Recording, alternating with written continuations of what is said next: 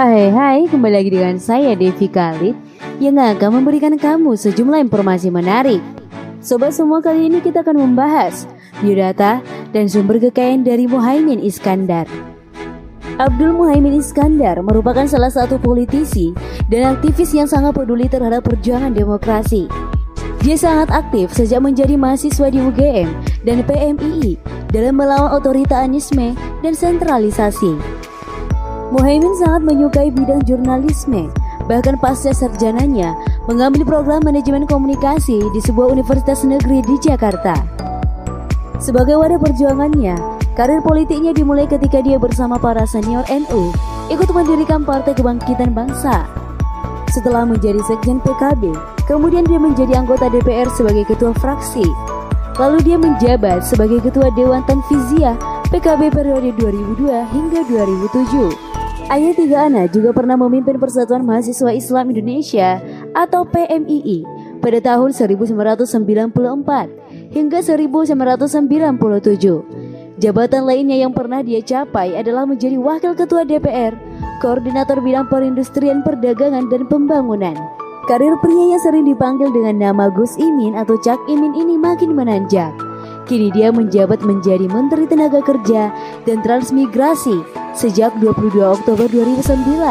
Saat melayani uji kelayakan dan kepatutan, SBY menunjuk mantan Wakil Ketua DPR RI periode 1999 hingga 2004 ini diarahkan untuk meningkatkan kualitas sumber daya manusia. SBY juga mengamanatkan agar ia memperhatikan pendidikan dengan dunia kerja sehingga menghasilkan tenaga kerja yang menguasai bidangnya.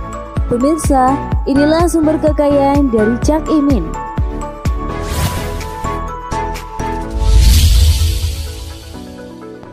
Satu, tanah dan bangunan. Berdasarkan laporan harta kekayaan Penyelenggaraan Negara atau LHKPN, jika diakumulasikan kekayaan Caimin mencapai 14 miliar. Pemilik nama yang lebih dikenal dengan Caimin ini dilaporkan memiliki kekayaan sebesar 12 miliar berupa 5 bidang tanah dan bangunan di daerah Jakarta. Tanah dan bangunan tersebut terdiri dari 1. Tanah seluas 386 meter persegi di kota Jakarta Selatan, hasil sendiri senilai 1,6 miliar.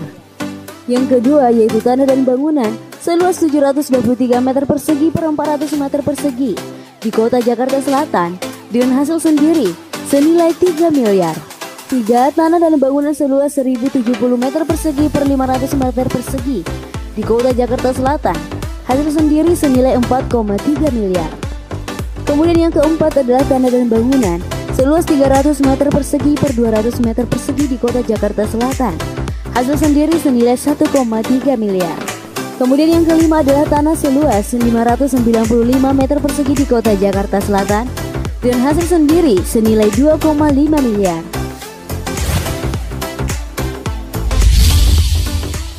2. Alat transportasi dan mesin. Dalam LHKPN juga tercatat Caimin mempunyai 2 kendaraan pribadi dengan total 259 juta, rinciannya 1 motor Piaggio sepeda motor tahun 2007, hasil sendiri senilai 9 juta. Kemudian ia juga mempunyai mobil Toyota Alphard minibus tahun 2009 warisan senilai 250 juta. 3. Harta bergerak lainnya. Ia tercatat memiliki harta bergerak lainnya senilai 106 juta.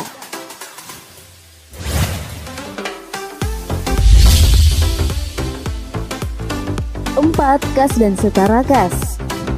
Harta kekayaannya juga dimiliki dari kepemilikan kas dan setara kas mencapai 988 juta.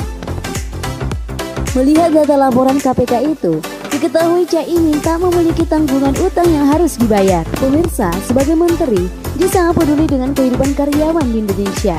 Pada permasalahan outsourcing, dia melihat istilah tersebut sangat kabur, apalagi sistem hubungan industrial yang beberapa bulan terakhir ditolak serikat pekerja itu. Sebetulnya, tak ada dalam Undang-Undang Nomor 13 Tahun 2003 tentang Ketenagakerjaan. Caimin berharap semua pihak termasuk media massa tidak lagi menggunakan istilah outsourcing ataupun alih daya.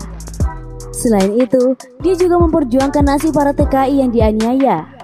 Dia memprotes keras peristiwa penipuan TKI yang dilakukan oknum kepolisian Malaysia. Meskipun pelaku kejahatan telah ditangkap, Muhaimin terus melakukan pendampingan kepada warga Indonesia yang bekerja di Malaysia, juga pengacara. Muhaimin termasuk seorang politisi senior di DPR. Dirinya terpilih untuk kedua kalinya sejak DPR periode 1999 hingga 2004 hingga periode 2004 sampai 2009. Hal tersebut menunjukkan Muhaimin masih dicintai oleh konstituennya dan menjadi penyambung lidah rakyat.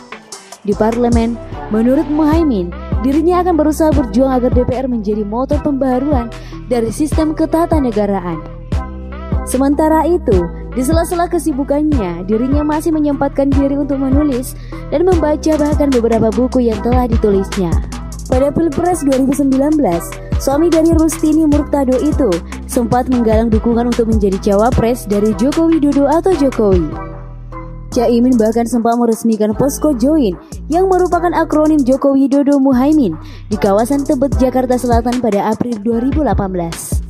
Caimin tidak hanya meresmikan pembuatan posko, namun juga memberikan pernyataan tegas bahwa dia siap mendampingi Jokowi pada Pilpres 2019 dan menyatakan akan sosialisasikan Join ke seluruh pelosok negeri sekaligus menjadikannya tema perjuangan. Pada akhirnya, Caimin gagal ikut berlaga pada Pilpres 2019 sebab Jokowi lebih memilih cawapres yang mendampinginya dari luar partai politik, yakni Ma'ruf Amin. Namun kini, Caimin mantap melenggang sebagai kontestan Pilpres 2024 bersama rekan satu alma maternya dari UGM, Anies Baswedan. Keduanya bahkan menjadi yang pertama kali mendeklarasikan diri sebagai pasangan bakal calon capres-cawapres pada Pilpres 2024. Deklarasi pasangan dengan akronim Amin, Anies Muhaimin digelar di salah satu hotel bersejarah, yakni Hotel Majapahit, Jalan Tunjungan, Kota Surabaya, Jawa Timur pada 2 September 2023. Seolah menunjukkan tekadnya yang kuat, Caimin bersama Anies Baswedan bahkan mantap menjadi pasangan bakal calon capres-cawapres yang pertama kali mendaftarkan diri sebagai peserta Pilpres 2024 ke Komisi Pemilihan Umum atau KPU RI, yaitu pada Kamis 19 Oktober 2023.